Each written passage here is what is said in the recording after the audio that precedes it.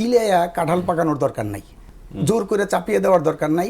আমি 5ই অক্টোবর আমাদের বাম গণতান্ত্রিক জোটের পক্ষ থেকে আমরা প্রধান উপদেষ্টা ডক্টর মোহাম্মদ ইউনূসের সাথে আমরা সাক্ষাৎ করেছিলাম তার আমন্ত্রণে।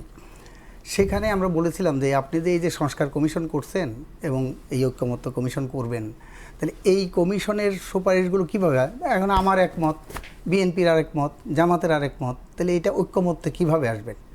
স্পষ্ট মনে আছে এবং ঐক্যমত্য কমিশনের যেদিন যাত্রা শুরু হয় সেই দিনও এবং আমাদের সাথে বৈঠকেও এই প্রধান উপদেষ্টা ডক্টর মোহাম্মদ ইউনূস বলেছিল অসুবিধা নাই তো, আলাপ আলোচনা হোক, যেইগুলো নিয়ে সর্বসম্মতভাবে সিদ্ধান্ত হবে সেটাই ঐক্যমত্যের ভাবে না না যেইটা ধরেন 84টা বিষয় আছে, 84টা বিষয়ের মধ্যে ধরেন 20টা বিষয়ে সর্বসম্মতভাবে সিদ্ধান্ত হলো, ওই 20টা বিষয় হবে জুলাই সনদ, ঐক্যমত্য ভিত্তিতে জুলাই সনদ। আর যেগুলোর মধ্যে কাছাকাছি আসে অল্প বিস্তর, সেইগুলো নিয়ে আমরা ঐক্যমত্য কমিশনে আলাপ আলোচনা করে কাছাকাছি একমত হওয়া যায় কিনা সেটা হবে আমাদের দেখার বিষয়। তারপরে আছে যেগুলো নিয়ে ফারাক আছে সেগুলো নিয়ে আমরা এই সনদের মধ্যে আনবো না। এটা ছিল ডক্টর মোহাম্মদ ইউনূসের স্পষ্ট ঘোষণা।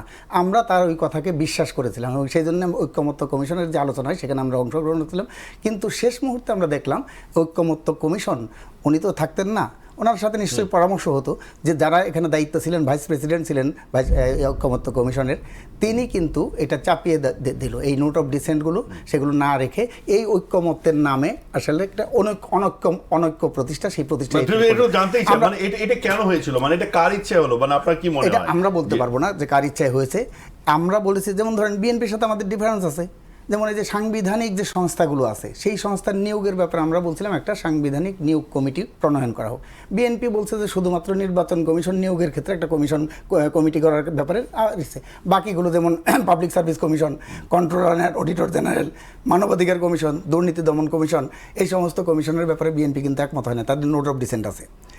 এই যে বিষয় আছে তাহলে একটা একমত হয়েছে। আমরা এই জন্যই বলছি যে কিলাইয়া কাঁঠাল পাকানোর দরকার নাই, জোর করে চাপিয়ে দেওয়ার দরকার নাই।